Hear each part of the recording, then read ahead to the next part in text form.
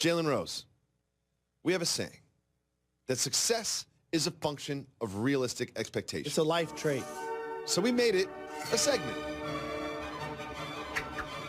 See, Jalen, there are only two teams, as you mentioned, that have championship or bust expectations. Those are the Celtics and the Warriors. The rest of the league is, got different levels that they want to hit, different things. So what are realistic expectations for these teams? Let's start with LeBron James and the Lakers. I could see their realistic expectations be as high as Western Conference Finals or just making the playoffs. Continue to nurture your young core, Ball, Ingram, Kuzma, Hart. Hope to not alienate or upset your veteran core that are all on one-year contracts. Yep. Lance, Beasley, Rondo. And so what I'll say for the Lakers is win 50 games, be a 6th seed, second round exit. See, I have the expectations of being a little more realistic than that. I think they just need to make the playoffs. They're the Lakers. We know that this year is not where we've got LeBron, we're going to make a run for the championship year. This year is that we've got LeBron, let's get settled, let's figure it out year. This isn't purple and gold. It's way different. The fans are a lot more knowledgeable than that. And for a franchise that has won 16 championships, they see, wait a minute, we got the best player in the game. All of the times we had the best player in the game, we won chips. So they're not going to be as enthusiastic with a first round exit. Well, if they're the 6th seed and they get to the second round, that means they beat like the Thunder in a playoff series. Thunder, Spurs, Houston, Utah. Like that's going to be a tough out for these Lakers, but this is going to be such a fun team to watch, and we'll have the opportunity to watch them because they're on national TV pretty much every single night. Now, one team that's being forgotten in all of this, there's been no discussion about this team all preseason, the Cleveland Cavaliers. Without LeBron James, it just seems like the pressure's off. It just seems like now we can just have some fun. If you're a Cleveland fan, what are realistic expectations for this year's Cavaliers? Hope Kevin Love catapult himself into a leadership position for a young core that lost LeBron James. Try to get the most out of Colin Sexton, who I think is going to be a terrific defender and improved jump shooter. My expectation for this team, lottery. Really? They're just not going to have what it takes to make the playoffs in the East. See, I feel like they could be the 8th seed. They could be 8th seed, 7th seed. Like in the East, you got to remember, there's always one or two teams like, oh, wait, the Hornets made the playoffs? And I feel like they could be that team this year. With the Eastern Conference schedule, they could sneak in there, get some trap game wins against Western Conference teams. Like, it could happen. The biggest thing that no one discusses about LeBron leaving Cleveland? What's that? They didn't get anything in return. Nothing. Remember, like, the Clippers got a little something Wasn't for Chris no Paul. sign and trade Not at all. happening. Wasn't no bartering in any way, shape, or form. So it's going to take them time once you lose the best player in the game. Do you think that there are some Cleveland Cavaliers players and front office members that are just a little happy that all the pressure's off, that LeBron's gone? Not happy, but they understand a level of relief that we don't have a championship or bust expectation. They had a coach make it to the NBA Finals and David Blatt got fired. So the next team, I feel like some members of the fan base and some members of the team feel like they've got a championship or bust team, but they really don't. And I'm talking about the Philadelphia 76ers. I say for Philly, Joel Embiid continues to play in multiple games each year and gets better at, being available. Ben Simmons, while is going to improve his jump shot, he's still going to be one of the best playmakers in the game, triple-double threat every night. Markelle Fultz is going to play quality minutes for them. And don't sleep on J.J. Redick. Like, Sarge came on at the end of last year, too. No question that he's going to create the knockdown shooting. He's a veteran in the game. But top to bottom, there are no Boston Celtics. My expectation, second in the East, make the conference finals, and not get swept or lose to the Celtics like y'all did this past year. I have the expectations as they're going to lose in the playoffs in the Eastern Conference, but they have to lose to Toronto or Boston. Like, they can't lose to the Washington Wizards or, like the Cavs team that sneaks into the playoffs or whatever. Like, you need to lose to the Raptors or the Celtics. That's where you need to lose. And shout out to my guy Elton Brand, who I think is going to do a great job as their GM. But it was a gut punch for Philly when you lose to the Celtics without Kyrie and Hayward. And they're coming back with both of them. And now they're back. Next, now I'm a Daisy Knicks fan. You're a Daisy. I'm riding for the Knicks this year. What are realistic expectations for the Knicks faithful? First and foremost, for head coach David Fizdale, is to change the culture. When they hired Phil Jackson, they thought he was going to be a guy, not only based on what they paid him, but his cachet to be able to recruit other all-star level players to come run there. That didn't happen. So with Porzingis out the majority of the year, develop your young players. Get the most out of Knox. See if he could be a guy that pole vaults himself like Tatum was able to do. And also, Mitchell Robinson. I'm telling you guys a name. He's a young athlete. He's going to be trying to block every shot. He's going to be trying to dunk everything. He didn't play college last year, didn't play pro last year. So a lot of people don't know that name. And the other thing is just to make New York City attractive. So now somebody's going to come run with it. That's what I said. Expectations are really just auditioning for free agents. They're just trying to look good for free agents. Just make sure the team's having fun, Fizdale's having fun press conferences. You want to be a destination for at least one marquee free agent. And finally, this one's interesting to me. What are realistic expectations for Luka Doncic? I would say he and Dennis Smith Jr. are going to be a terrific young backcourt. They get to run with Harrison Barnes. We know Dirk is on his last leg, but they added DeAndre Jordan. I say fight for the Rookie of the Year with DeAndre Ayton and also average 15, 7 assists, 5 boards. Ooh, that'd be nice. I think realistically, he got to be Rookie of the Year. I think if you're not Rookie of the Year, then a little bit of disappointing. Let's be honest. We never disappoint, so make sure that you stay right here because we're coming up with more NBA preview after this.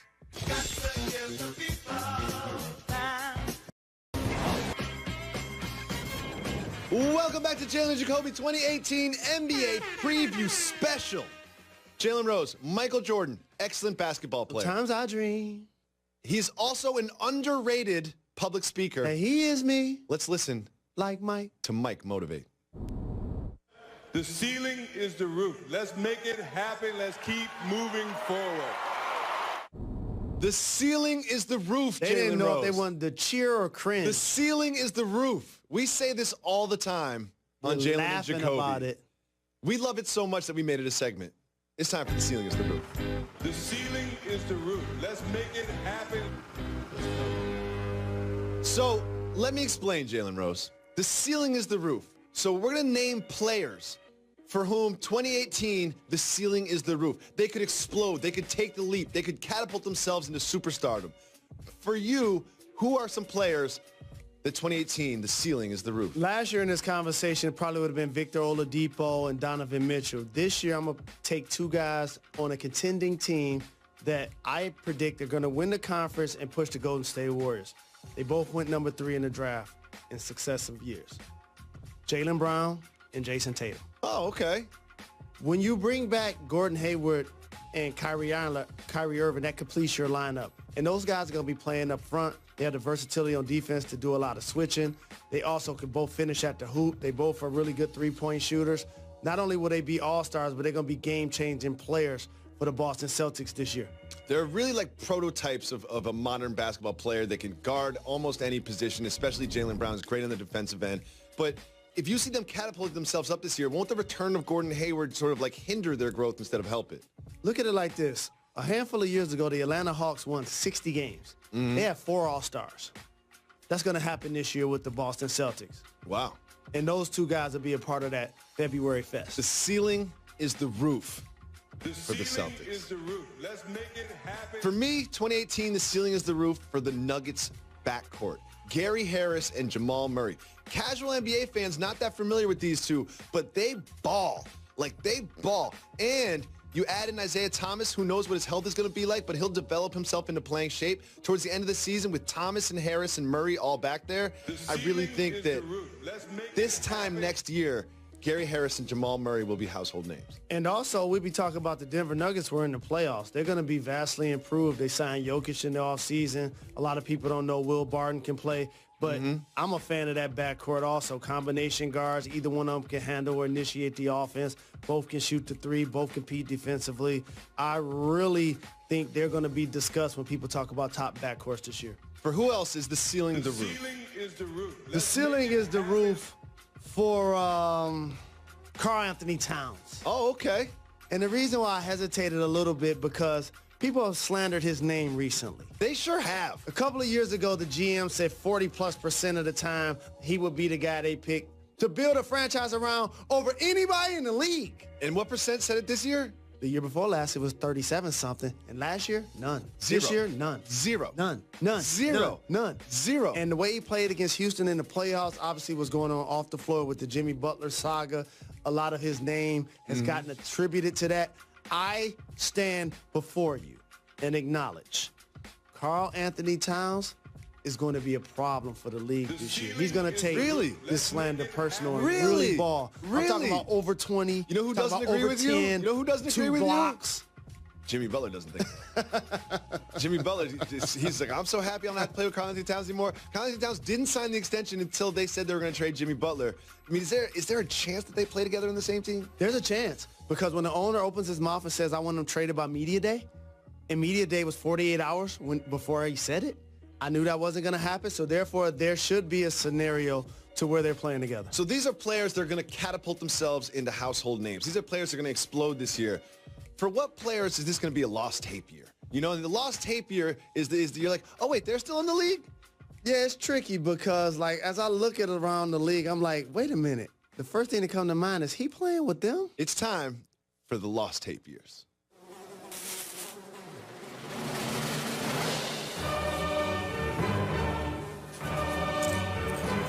For whom will this be a lost tape year? You just named the guy. Isaiah Thomas. Ooh. Remember a couple of years ago when the Boston Celtics were the #1 seed in the East and he was an MVP candidate? Yes, I do. Averaging 29 points. And then that level of value garnered him to be a lead domino in trading for one Kyrie Irving. And then he's obviously injured, gets traded to the Los Angeles Lakers and becomes a substitute. Yeah. Okay, now he's playing for a coach that he already played for in Denver. Nobody's talking about Isaiah Thomas.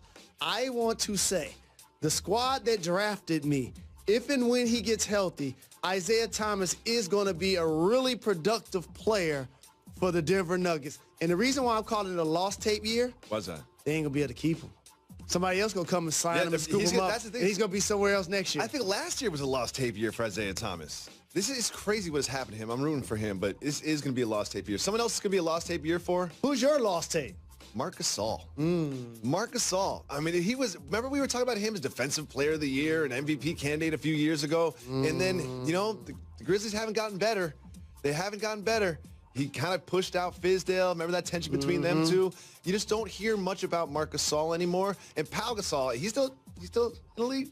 He's still in the league. This is going to be a lost tape year for Marc Gasol. It seems like we've seen the best of Marc Gasol. It's behind us. I got one more for you. What's that? Lost tape year. Who's that? Peace up. A-Town down. The Atlanta Hawks, period. The whole franchise?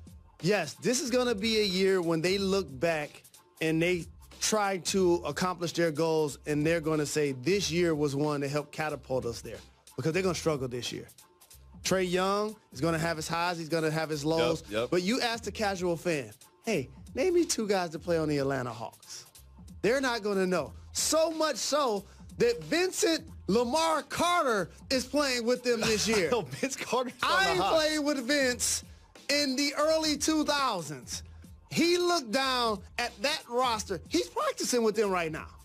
Well, you could say that Vince is a keep getting them checks player. And when we come back, we'll continue to preview the 2018 season, and we'll list our keep getting them checks players this season. God.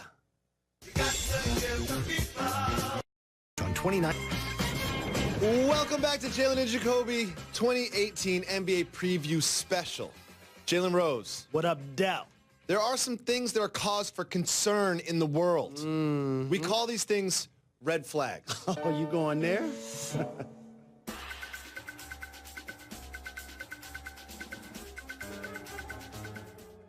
So you're going to explain an event that is happening in and around the NBA. You're going to ask me if it is a red flag. I am ready. Go.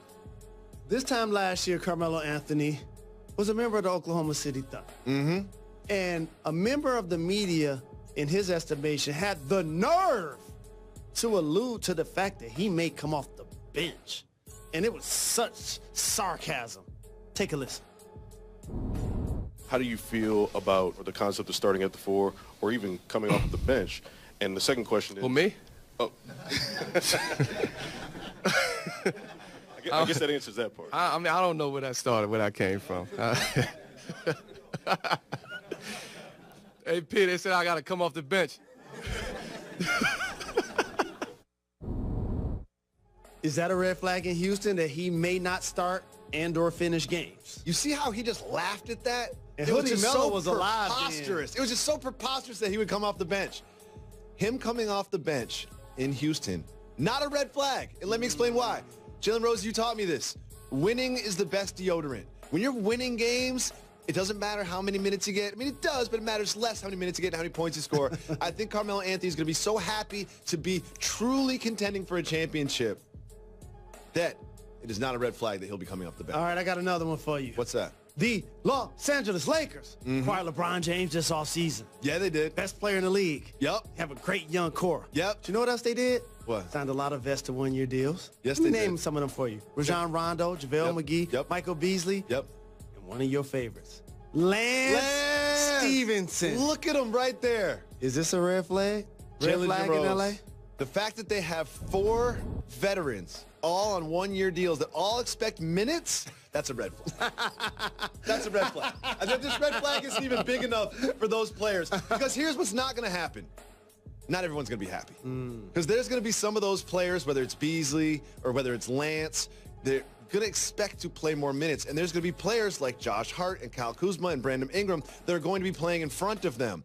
Because we all remember what happened last time Lance was in Los Angeles. Do you remember that? We do. He got traded. And he wasn't playing that much. He No, wasn't he was that not. happy. He was not. There's going to be some unhappy Rondo when Ball gets back, and Ball's going to be finishing games, and Rondo's going to be on the bench, and they're going to lose at the end of the game, and Rondo's going to be pouting. This is a red flag. And all these players want to perform because they're on one-year deals. These are contract years for these players, and they're not going to be in the game. They're going to be upset. Interesting. I got another one for you. Let's stay in the West Coast. The Minnesota Timberwolves.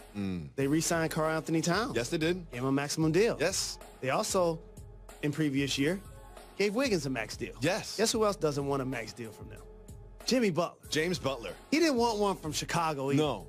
Is it a red flag at all for his next team that his last 2 situations ended unceremoniously? Huge red flag.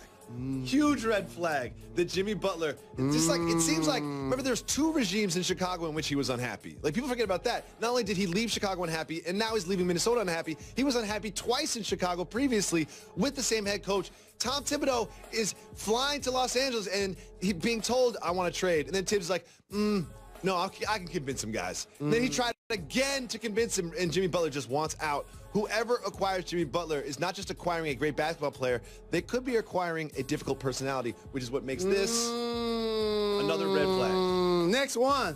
So, Boban and Tobias Harris. Bobby and Toby, They're in your lane.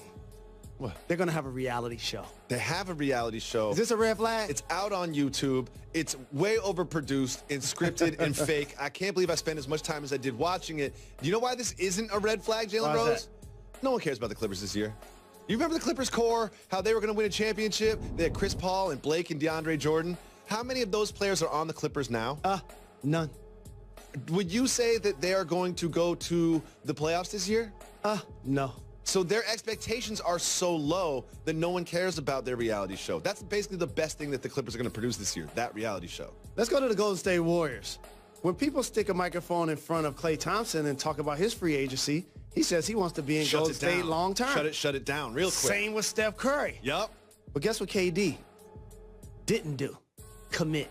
Is that a red flag? Huge red flag. Huge red flag. And this is something you saw just today. Wow. Kyrie Irving is like, I love Boston. I plan on staying here for a long time. I plan on playing here for a long time. And you know, without signing a contract, he kills the conversation.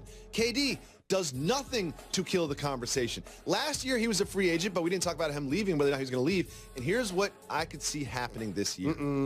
I could easily see the Warriors winning 3 straight. Yep. Three-peat, parade, championship. And I could see Kevin Durant looking himself in the mirror and saying, I did it. I did it. The monkey is off my back. I am one of the few players to ever wear Jerry West logo on their chest and win 3 straight championships. I'm a legend. I'm a Hall of Famer. I'm the best to play right now. I'm going to go start my own team, and he's going to leave. If they win the championship, New York! I think that Kevin Concrete jungle Durant where dreams are made of. leaves the Golden State Warriors. He could easily shut this all down. just by kill the conversation. He hasn't done that. But you know what else, too? If they win, the guys won't be upset at him for bouncing. No. Because at some point, everybody in Golden State is going to want to get paid. They can't pay everybody. And if we just won 3 straight and you came almost as a missionary, the Splash Brothers you know would be who else cool is with getting paid? The keep getting them checks. Guys, there's a list of players that you aren't even sure are in the league. They're still in the league, and they're cashing those checks. Direct deposit, most likely. Let's take a look at the keep getting them checks players this season. Okay. Jalen Rose, Dirk Nowitzki, keep getting them checks. Captain Dirk. And you know what's great about it? All of the photos, the major ones, he was in them. Yep. Like he going to be out there 35 minutes. Yep. He's an assistant coach. He's an assistant coach. Before you know it, is going to be standing on the sideline of a Dallas Cowboys game wearing shoulder pads. Next, Tony Parker. Keep getting them checks, Tony Parker. No question. Manu retired. Tim Duncan's retired. Tony's like, I'm still getting the check. Traded Kawhi. Yeah, still getting the I'm check. staying in the league. They took my starting spot. Vince Carter in Atlanta for the Hawks. Keep getting them checks, Vince. He like, wait a minute, what's our record going to be projected? He like, I'm still playing. Yeah, yep. Next, Pau Gasol, still in the NBA. Who's still that starting. peeking in my window? Pow! Keep getting them checks. And finally, Zach Randolph. Keep getting them checks. That's the homie, Zebo. Zebo. It's like, whether I'm in Memphis, whether I'm in Sacramento, wherever I am, they're going to pay me to play basketball. Thank you so much for watching Thank you. the 2018 NBA preview. Don't forget to subscribe to the Jalen and Jacoby podcast anywhere you listen to podcasts. You're far too kind. You got to give the people.